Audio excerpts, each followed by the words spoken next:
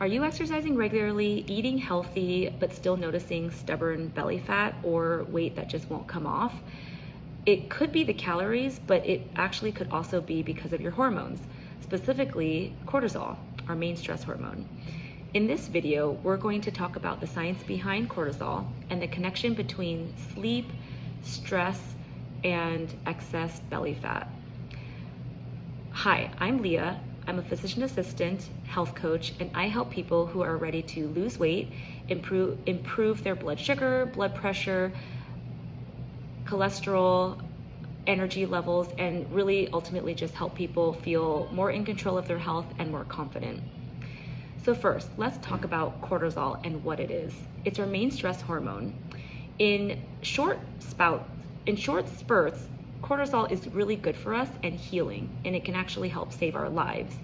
But when cortisol is high for too long, that really impacts our inflammation, energy, and blood sugar levels. And it can actually harm us and cause excess belly fat. It can also be related to things like diabetes, heart disease, stroke, heart attack, and a lot of other scary things.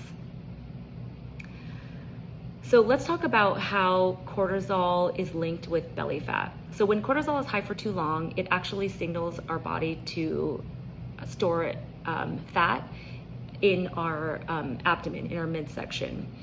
And when we have excess fat in the belly, that can actually disrupt our hunger signals, hunger hormones, our appetite, cravings, and we tend to really actually crave more processed, sugary, high carb foods, which then contributes to more excess belly fat.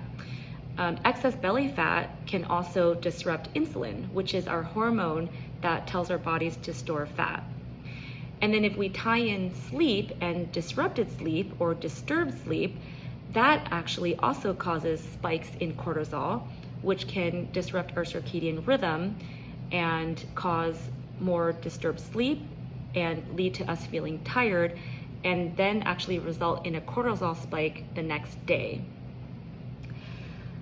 So the stress, sleep, and abdominal or belly fat cycle looks like this. So when we're stressed or cortisol is high, the body will then store fat in the belly, and we will crave more sugary foods and processed foods. We will then also potentially have disturbed sleep because our brain is racing at night, and then we don't sleep well, and that can lead to us waking up feeling too tired to exercise or even focus, and then we crave more sugary, highly processed foods for energy, and then the vicious cycle continues. So what do we do about it? There are 5 actionable lifestyle changes that you can make today. The first one being a cortisol curfew. So that means at night, powering down our electronics, or at least putting it away for 1 to 2 hours before we go to bed, and doing something quiet or stress-free instead.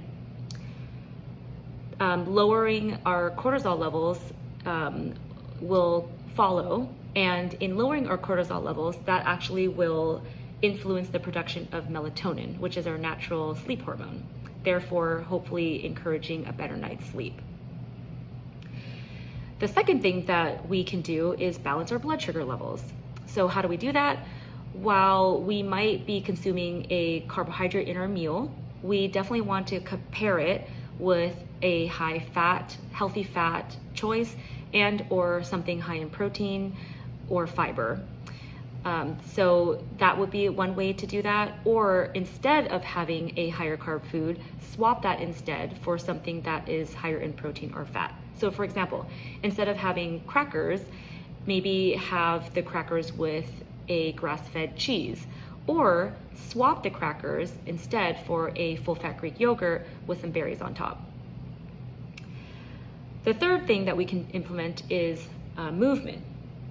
So we want to move in moderation though. So if we move in a way that's stressful and will spike cortisol, say heavy lifting, every single day or high intensity training every day, like lots of cardio or high intensity interval training, that actually can cause a chronic inflammatory state, and that can keep cortisol high.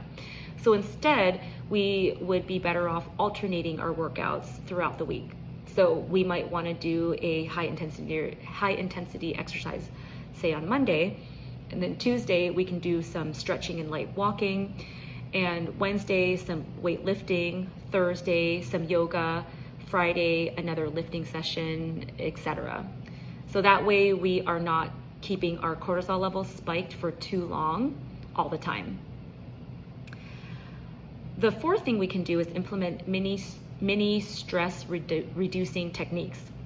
Something that I like to do is belly breathing throughout the day. I'll do that specifically in the morning, right when I wake up, and then in between some meetings or more stressful times at work. Even just 3 to 5 breaths in and out of the belly can really calm the body and bring down the cortisol. Also, a 5-minute walk, especially if you can do it outdoors, can be really helpful, especially just to break the stress throughout the day. Lastly, we want to prioritize our sleep. So that includes sleep hygiene. So one thing which I mentioned earlier was limiting your screens before bed, dimming the lights at night, maybe at or after 8 p.m., wearing the glasses that can block out the blue light that's very stimulating for us, and keeping a consistent sleep and wake time. All those things can really help with a better night's sleep and can help bring down that cortisol nicely. So overall, it may seem like when we're in high states of stress that our body is really trying to work against us, but our body really is trying to heal us every day and protect us. So by implementing these changes regularly, even if you can start with one thing every day, we can really just tell our body that it's safe, it's calm, and it can start to melt away that fat and not store the fat in our abdomen or as excess fat around our belly. If you found this video helpful, please like and subscribe so we can continue to learn more about health and wellness. And if you want to learn about how I can help you more, I do offer free 30-minute mini coaching sessions to see how I can get you where you want to be. And the information about how to reach me is in the link below. And thank you so much for joining me, and we'll see you next time. Bye.